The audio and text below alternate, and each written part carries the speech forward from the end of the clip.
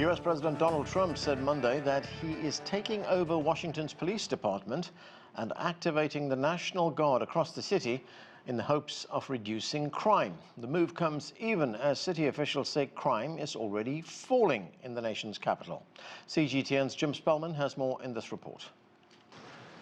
This is Liberation Day in D.C., and we're going to take our capital back. U.S. President Donald Trump says the federal government is taking over the local police department in Washington, D.C., capital city of the United States. Under the authorities vested in me as the President of the United States, I'm officially invoking Section 740 of the District of Columbia Home Rule Act. You know what that is? And placing the D.C. Metropolitan Police Department under direct federal control. Attorney General Pam Bondi will take command of the police department. Washington, D.C. is not part of any state, and the federal government has wide authority over local affairs. But these actions go far beyond previous attempts to interfere in local D.C. issues. Activists are vowing to push back. We will not stand here and allow authoritarianism in Washington, D.C. We are going to be here, and we're not backing down. Trump says the move is in response to surging crime, despite statistics showing crime in D.C. is falling after a COVID-era increase that peaked in 2023, though crime remains a problem, including youth-driven crime. We experienced a crime spike post-COVID, but we worked quickly to put laws in place and tactics that got violent offenders off our streets and gave our police officers more tools, which is why we have seen a huge decrease in crime because of those efforts. In recent days, Trump says he has sent 500 federal officers, including FBI agents, to boost local police. Soon, 800 National Guard troops will also be on the streets, similar to deployments in Los Angeles earlier this summer. And Trump says active duty military may be deployed as well. Trump is also vowing to remove homeless people from the streets of D.C. We're going to help them as much as you can help, but they'll not be allowed to turn our capital into a wasteland for the world to see. Encampments were common across Washington, D.C. during the COVID pandemic, but many have been removed over the last 2 years. And President Trump says if other cities like New York, Chicago, and Los Angeles don't bring down their crime rates, he could pursue similar actions in those places. Jim Spellman, CGTN, Washington. There is much to talk about. Let's get to our panel. Brice is a columnist and secretary of the Delaware Republican Party. Joseph Williams served as a senior editor with U.S. News and World Report. Also with us is Imani Cheers. She's a cultural curator and professor of digital storytelling at George Washington University. And Jean Rossi is a former federal prosecutor with nearly 3 decades of criminal and civil litigation experience at the United States Department of Justice. Thank you, everyone, for being with us. Jean Rossi, put this into legal perspective for us. So the president has the authority to deploy the National Guard in Washington, but as we heard in that report, the D.C. police now is headed by the Attorney General, Pam Bondi. And what happens if a National Guard arrests someone for committing a crime? Do they go to a civilian court or a military court? It's not exactly martial rule, is it? Well, I think under the statute, a homeroom statute, and I don't agree with the decision today, but if someone is arrested for a crime, they'll still go to either D.C. Superior Court. I tried a fair number of cases, or in U.S. District Court, depending on the statute used. But it would still be implemented by the U.S. Attorney's Office, and that would be under the guise of Janine Pirro.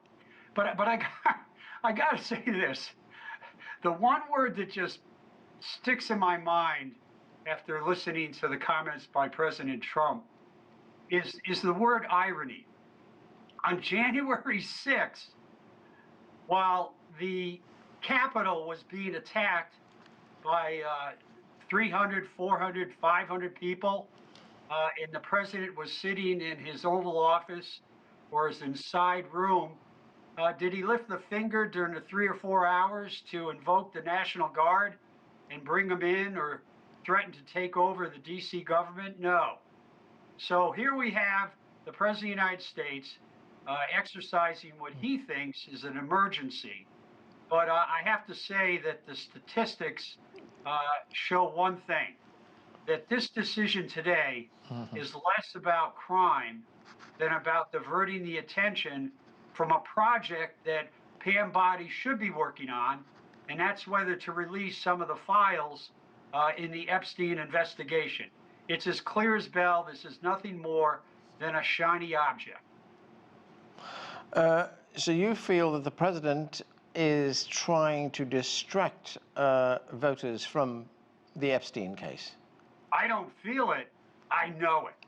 I ran for office. I've been involved in politics, although I was a career prosecutor for almost 30 years. Yeah.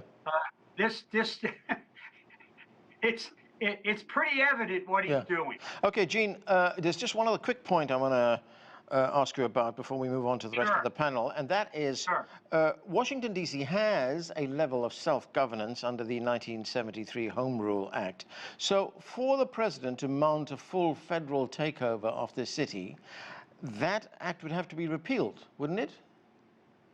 Well, as I understand it, I'm not an expert on the Home Rule statute, but President Trump does have the authority, if there's grounds for it, to do what he did today. I'm not disputing that. Yeah. I just think it was a bad decision, and obviously I think it's politically motivated.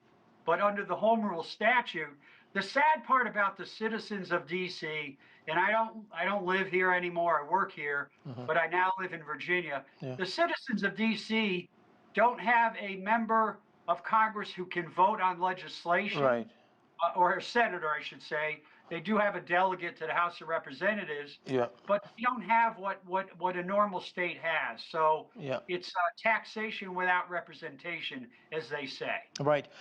Joe Williams, the D.C. Mayor Muriel Bowser has pushed back on the assertion that the city is riddled with crime. I mean, we've heard that several times. She said, and I'm quoting her here directly, she said, "If the priority is to show force in an American city, we know that Trump can do that here, but it won't be because there is a spike in crime." So what do you think is the motivation behind this? Is it a show of political force, or is it, as Gene pointed out a moment ago, an effort to divert attention away from the Epstein case? Well, I think the answer to that is a yes and. I mean, I think the motivation here is that a former Doge staffer was carjacked or almost carjacked, which is a very dangerous crime and which should not be minimized at all, but does not require the full force and weight of the U.S. military as a response. The second thing I think is going on here is this is another kind of halting step, or probably not so halting step, towards authoritarianism. I mean, we've seen this play before in other cities around the world, where you declare a problem, you use a sledgehammer to solve that problem. Therefore, people get used to seeing sledgehammers. If you recall, way back in the heady days of 2020, we saw tactics like this on the streets of Washington. We also saw it on the streets of Oregon, where we had unmarked cars, unmarked unmarked National Guard or federal troops or officers, nobody could really tell, sweeping people off the streets in unmarked vans, taking them to locations, getting them interrogated. I think this is an easy step for Trump to make here, particularly because not a lot of people in the great heartlands, or where his supporters are, or even the rest of the country, really understand how Washington, D.C. is run. And it's easy for people who don't live here to kind of assume that it's a big city, therefore it has big city problems.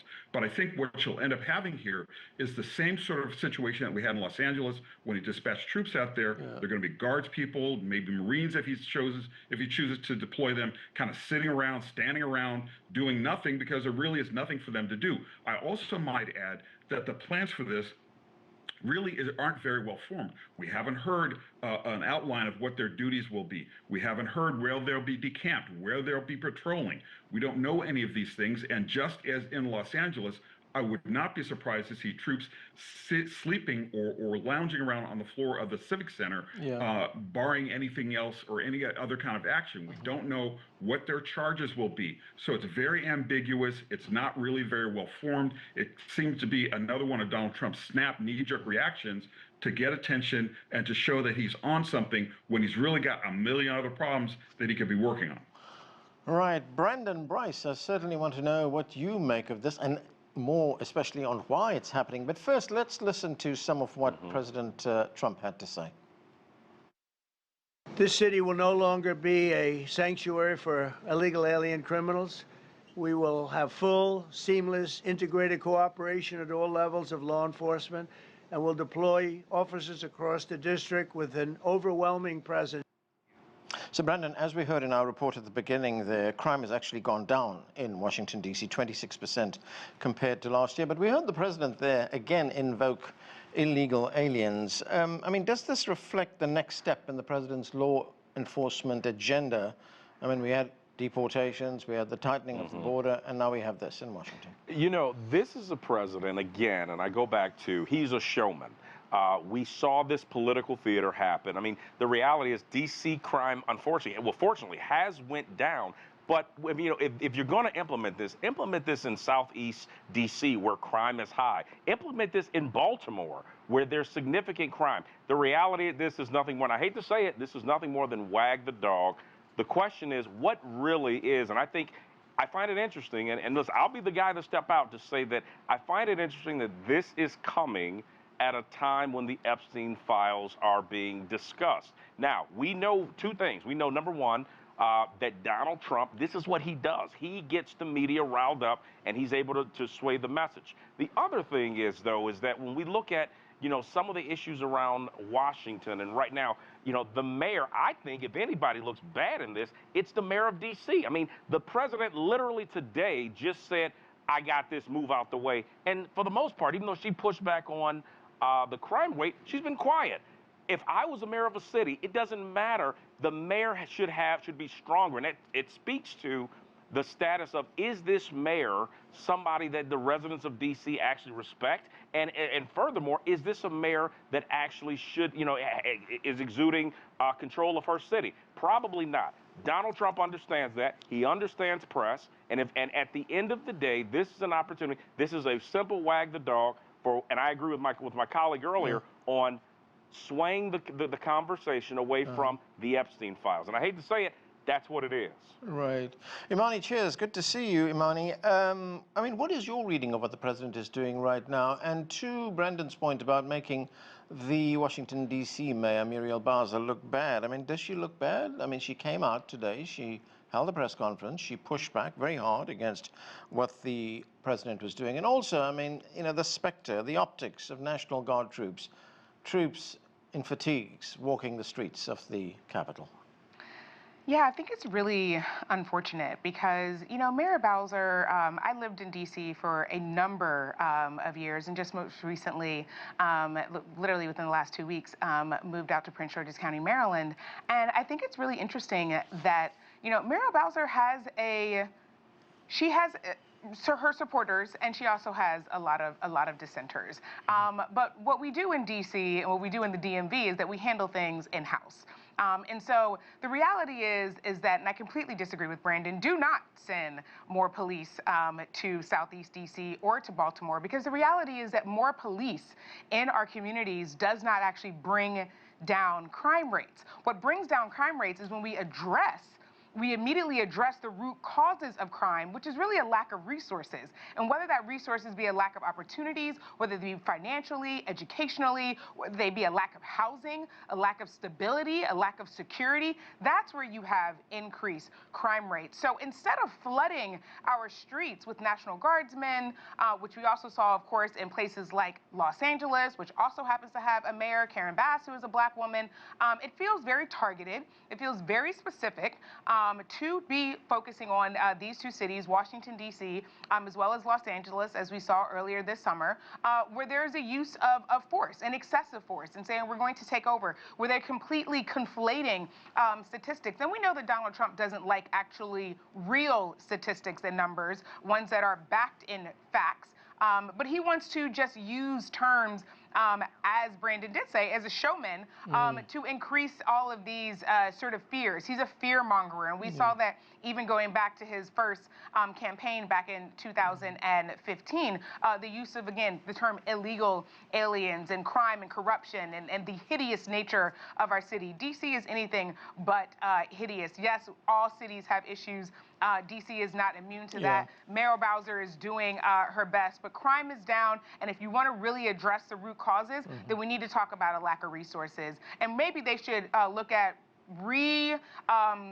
funding that $1 billion that was taken out of the D.C. budget earlier this year. That'd be a great place to start. Right, Gene Rossi, I want to move on to some of the president's more controversial policies and, in consequence, his encounters with the legal system, with the court system. You know, some of his policies, they've been sweeping policies, have been resisted by a wave of lawsuits. We've seen that especially in immigration cases. I mean, if we look at the actions of ICE, the Immigration and Customs Agency, it also raised questions. This week, or last week rather, Fox News had exclusive access to ICE agents mounting a kind of Trojan horse operation, arresting workers near a Home Depot in Los Angeles. That's the building supply company. There's also a court order banning ICE agents from racially profiling people to carry out these indiscriminate arrests. That order is now on appeal. But is the administration overstepping its authority? Well, I think they are being extremely aggressive. And according to a district court in the Ninth Circuit, they have crossed the line. Under the Constitution and the Supreme Court case law, a law enforcement official, if they have reasonable suspicion that a crime is being committed or it will be committed or is being committed, they have reasonable suspicion, then they can stop somebody temporarily and interrogate them. And they can even frisk them if they feel that there's a chance they may have a firearm or a dangerous weapon. But what I've read is that the ICE agents are sort of skipping that reasonable suspicion requirement, and they're just going after people because of the color of their skin, probably their height, probably what the language they speak, and that's just not enough to invoke reasonable suspicion in detaining people and interrogating. If they are doing that, and the facts suggest they are, then they have crossed the line. And as I said, that case is on appeal right now. Joe Williams, you know, Trump, when he ran for office, he ran on this central plank of deporting violent, dangerous criminals, as he said. But so far, if we look at what's happened, the majority of people deported have no criminal record. You know, as of June 29th, there were at least 58,000 people detained by ICE. About 42,000, that's 72% of them, have no criminal convictions. I mean, as one of our guests pointed out a moment ago, is this all political theater in keeping with the way Trump does things? Well, I think there are two things going on here. The first is that he has a numbers problem, Donald Trump does. He promised to deport 1 million people within his first year in office. ICE has a quota of 1,000 people a day. You'll notice ICE is not kicking in Tren de Agua stash houses. They aren't busting down doors at MS-13 headquarters or sweeping up gang people, and that's because the numbers don't reflect the ambition. He has way too many numbers of people on the street. Therefore, you're going to sweep up with that big of a dragnet. You're going to sweep up a lot of innocent people. You're going to go camp out at Home Depot. You're going to be lurking in the halls of courts to try to find people who look a certain way, who might have a certain tattoo. So this is a big problem that he's got to solve, and one of the ways he's trying to solve it is by sweeping up people who don't have criminal arrests, just so he does, A, make the numbers, and B, give an impression to his voters and to his base that he's really taking action and aggressively enforcing immigration. The other problem that he has with this strategy is that in the big bill, they authorized, I think it was like $13 billion to ICE or $13 billion to Homeland Security, and that is going to be money going to be used to build a bigger and better dragnet. And that dragnet is going to have to be used if he's going to make the numbers, and if ICE is in fact going to justify the amount of money that they've been given. And the third problem that he's got here is we've got an unemployment problem. The job numbers were really ridiculously low. They were revised downward. Trump killed the messenger, essentially. But part of the reason why the numbers were so low is because we don't have those workers that we need to fill factories, to make, to carve beef, to do those sorts of things that Americans simply do not want to do. And time has proven that they still don't want to do those. So those are three major problems that he's trying to solve by making the image look like he's being very aggressive, by getting a lot of people swept up in the process.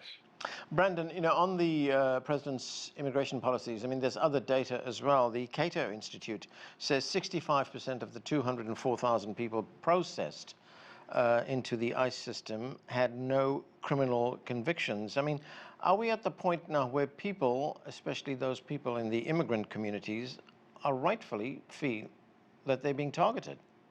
Well, this is one of the biggest downfalls. I think, this is a guy who, and his wife is an immigrant. And this is a guy who, when he ran, said that he was going to be tough on immigration. And so deportation was already one of the promises of those folks who have committed criminal acts. Let's also keep in mind, 4 years prior, Barack Obama deported more illegal, undocumented people than this president has.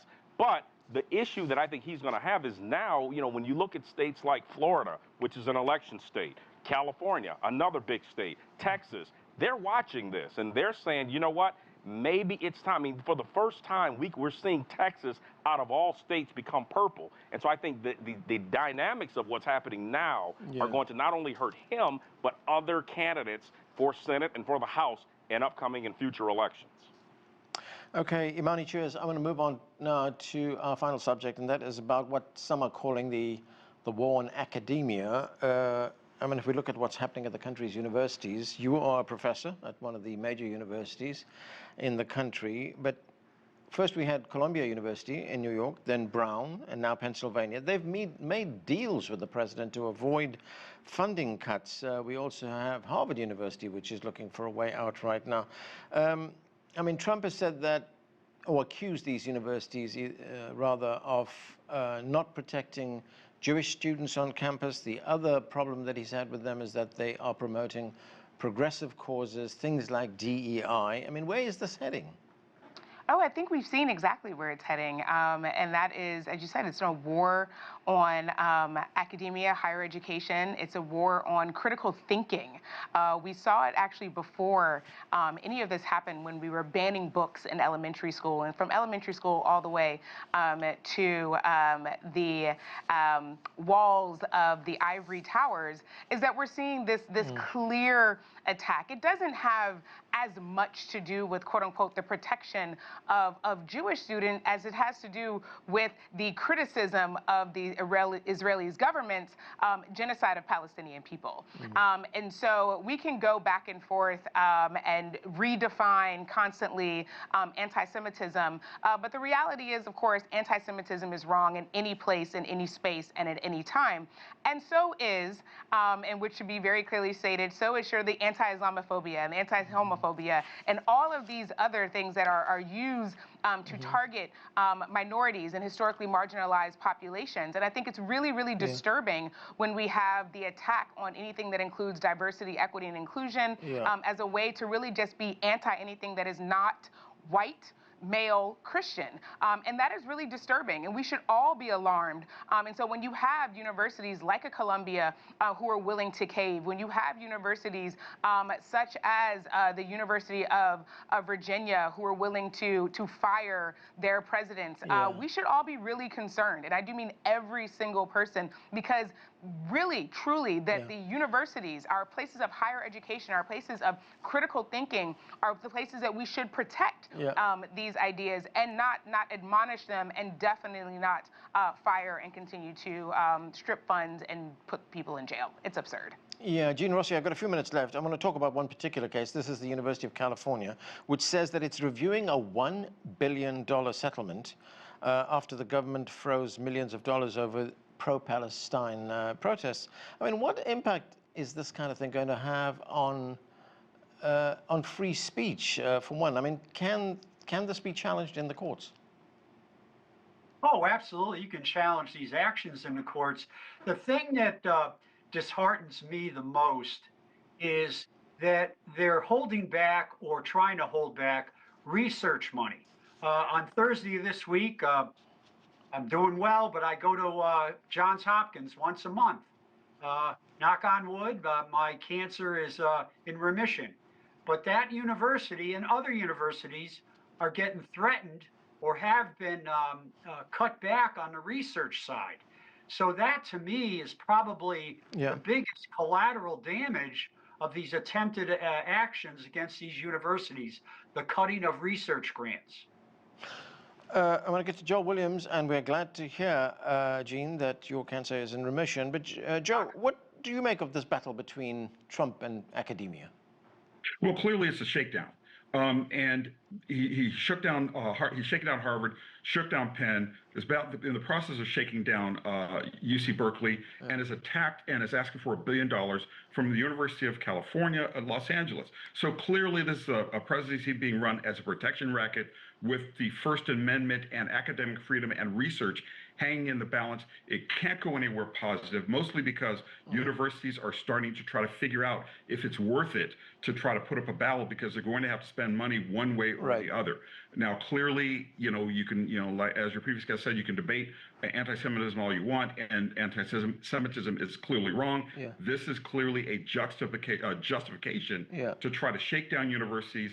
I also would like to know where exactly the money's going. Is it going to his presidential library? That's another area that needs to be investigated. But on the current political climate, especially with the Supreme Court as it is, a free speech case may go nowhere. And under the current political climate, any questioning of the president is asking for a fight.